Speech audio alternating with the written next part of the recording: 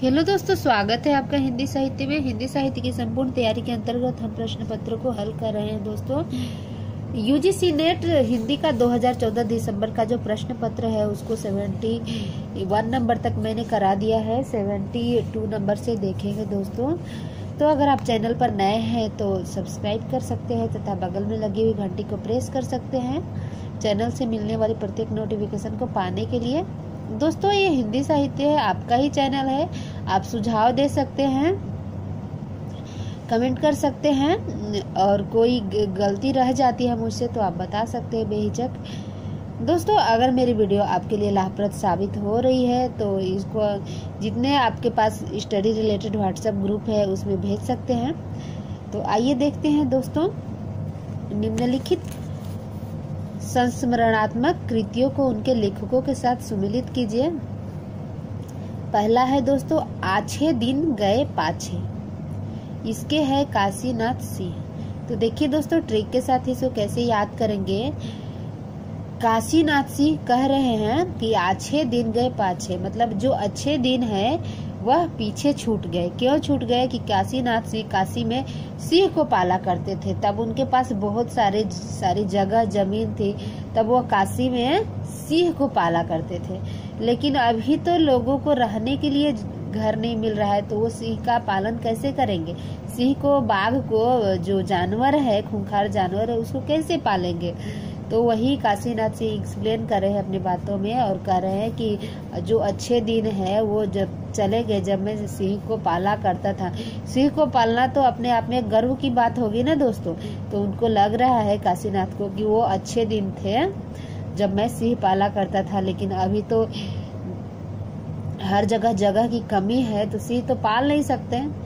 इसलिए वो क्या बोल रहे, अच्छे दिन गए पाछे काशीनाथ सिंह। नंगा तलाई का गांव।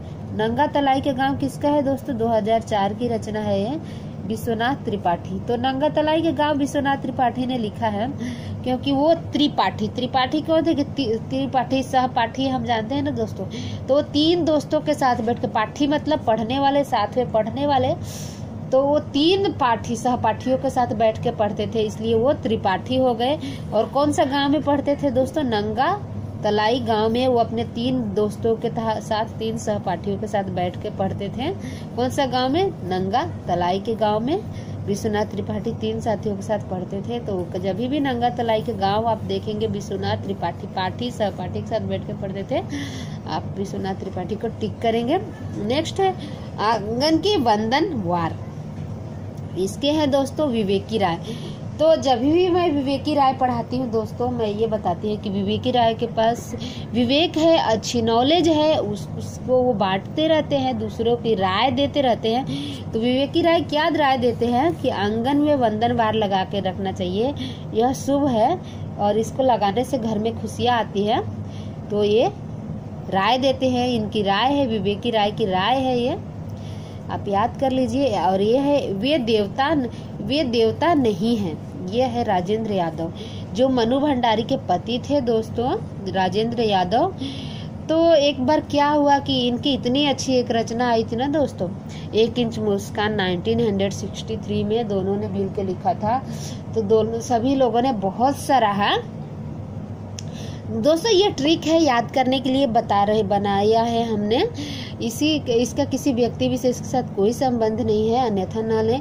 तो राजेंद्र यादव और मनु भंडारी पति पत्नी थे, तो उन्होंने दोनों ने मिलकर 1 इंच मुस्कान नामक उपन्यास की रचना की थी। उस उपन्यास के बाद उनको लोगों ने देवता के समान मानने लग गए लोग उनको। तो वो क्या बोले, राजेंद्र यादव क्या बोले, वे देवता नहीं है। मनु भंडारी और राजेंद्र यादव देवता नहीं है। तो जब भी आप देखेंगे वे देवता, आपको राजेंद्र यादव की याद आएगी और उससे 1 इंच मुस्कान और उसके साथ कनेक्ट होकर मनु भंडारी और 1963 आपको याद हो जाएगी। कोई भी प्रश्न इनसे रिलेटेड गलत नहीं होगा अगर हम कनेक्ट करके याद करने की आदत डालें तो। ऑप्शन नंबर सी सही होगा दोस्तों। निम्नलिखित लेखकों को उनके यात्रा वृत्तांत के साथ सुमिलित करना है। राहुल सांकृत्यायन सबको पता है, यह तिब्बत की यात्रा 1937 में। डेट भी याद कर ले दोस्तों, तो कैसे याद करेंगे दोस्तों, ये देखिए राहुल संकीर्तन, मेरी तिब्बत यात्रा सबको याद होती है। राम वृक्ष बेनीपुरी, पैरों में पंख बांधकर 1952 की रचना है। कैसे याद करेंगे दोस्तों, राम वृक्ष बेनीपुरी क्या करते थे, वृक्ष लगाते थे मिट्टी में, लेकिन उनके वृक्षों को कोई चुरा न ले जाए, इसलिए वो क्या करते थे, अपने वृक्षों को पैरों में बांध कर रखते थे, पैरों में पंख बांध कर उन वृक्षों को अपने पैरों में बांध लेते थे। ऐसा होता है दोस्तों, नहीं होता है ना, लेकिन हम अटपटी ट्रिक बना सकते हैं याद करने के लिए। तो राम वृक्ष बेनीपुरी, पैरों में पंख बांध कर।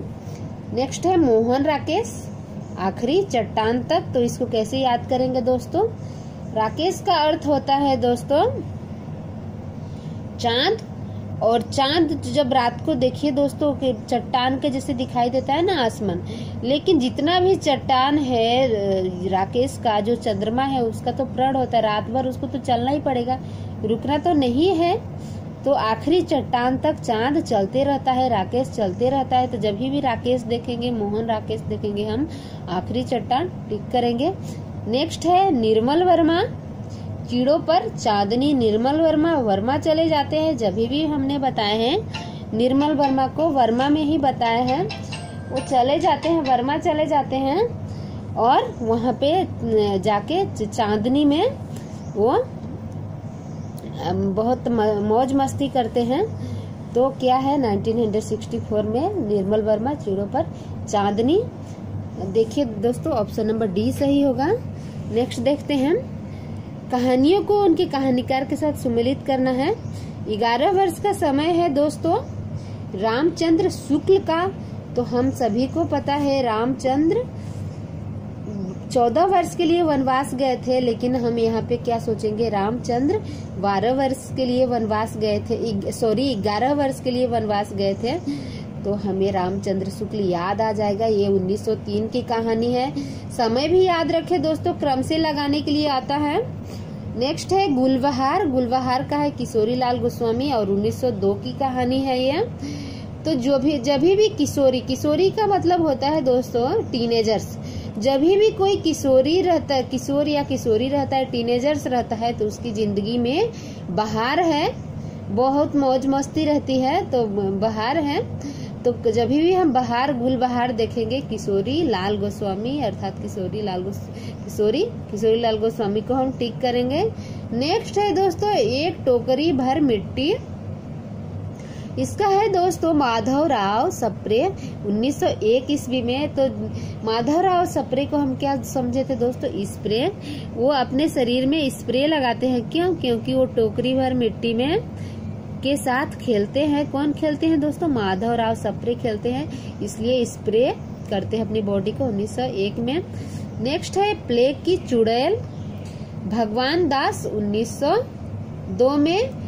तो जब भी कोई इंसान प्लेग चुड़ैल को देखता है या भूत पिशाच को देखता है या आज किसी और को देखता है, तो उसको भगवान की याद आने लगती है ना दोस्तों, अपने परमात्मा को, भगवान को पुकारने लगता है ना। तो जब भी प्लेग की चुड़ैल हम देखेंगे तो हमें भगवान दास की याद आएगी। भगवान दास को टिक करेंगे 1902 ईस्वी में, ऑप्शन नंबर ये सही है।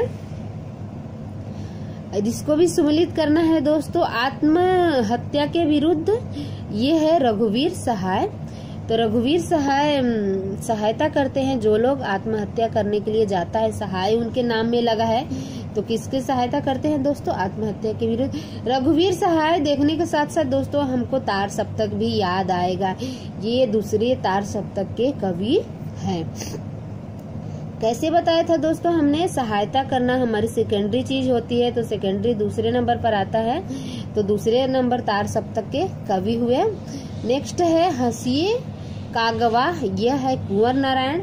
और कुंवर नारायण क्या है दोस्तों, 3 बार कुंवर बने थे, 3 बार दुल्हा बने थे, वर बने थे, उसके बाद भी उनकी शादी नहीं हो पाई थी, तो तीसरे नंबर तार सप्तक के हो गए थे। और क्या हंसिए का गवाह, वो हंसिए का गवाह बनाकर बोलना चाहते हैं दोस्तों कि वो 3 बार वर बनने के बावजूद भी वो शादी नहीं कर पाए। तो इसके लिए कौन गवाह है दोस्तों, हंसिए का गवाह। हंसिए को गवाही के लिए वो ठीक करते हैं। तो कुंवर नारायण 3 बार दूल्हा बनने के बाद भी वो शादी नहीं हुई उनकी और वो ये कुंवर का कुंवर रह गए। तो तीसरे तार सप्तक की कवि हुई है और इसका गवाह कौन है दोस्तों? हंसिया है, हंसिये का गवाह आपको याद हो गया होगा। चांद का मुंह टेढ़ा, ये तो सबको पता है कि चांद टेढ़ा मेढ़ा है।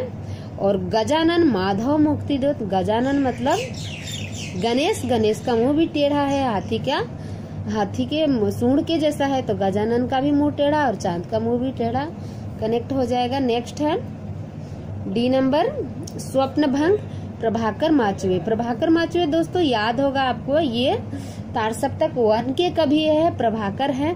तो प्रभाकर का स्वप्न तो भंग होगा ही दोस्तों। अगर दिन में प्रभाकर सोना चाहे तो थोड़ी देर के लिए बदली उनको ढक भी लेती है, तो फिर उनको जगना पड़ता है, तो उनको स्वप्न तो भंग होगा ना दोस्तों। सूर्य का स्वप्न तो ऑटोमेटिकली भंग होगा। तो स्वप्न भंग प्रभाकर माचवे, और प्रभाकर माचवे सप्तक 1 के कवि हैं।